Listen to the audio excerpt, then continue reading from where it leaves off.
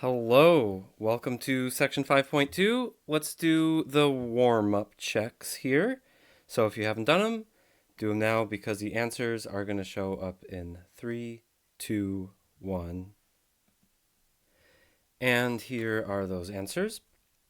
You might notice that there was a couple typos here that I just fixed in the video and also fixed in the version of the notes that you have by now, hopefully. This was supposed to say true or false, and also this was supposed to say, is this orthogonal to you here?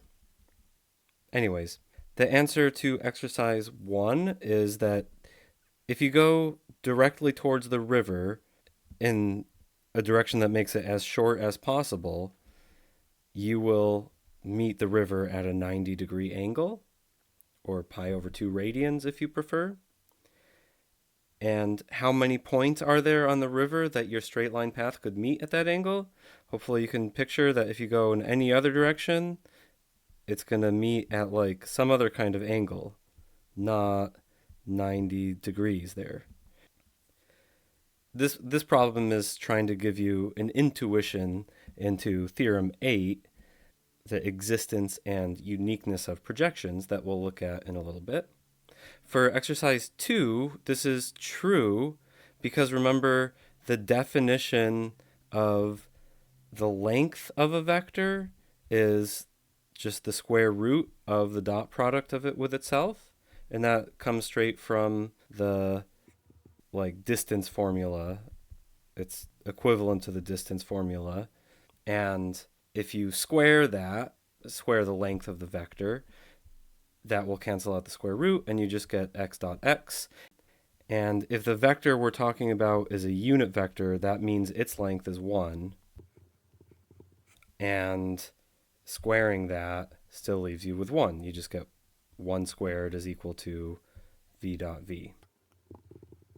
So that's a good way to think about unit vectors, is that when you dot product them with themselves, you just get 1.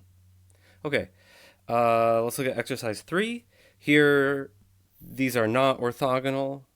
You could tell if you drew a picture of them, they meet at some weird angle. And when you do the dot product of u dot v, you get 8, which is not 0. And the definition of orthogonal is that the dot product is 0, so it's not orthogonal. But then when you calculate v minus u dot v over u dot u times u, like so, you get 0, 3, and that is orthogonal to u. And this works in general. That was here, this example 4. We showed that if you take any two vectors, u and x, or u and v in this case, and then you calculate the dot product of u with this vector is always going to be 0. And we showed that just by using the products of dot products here, using the distributive rule and an associative rule, and yeah, you get 0.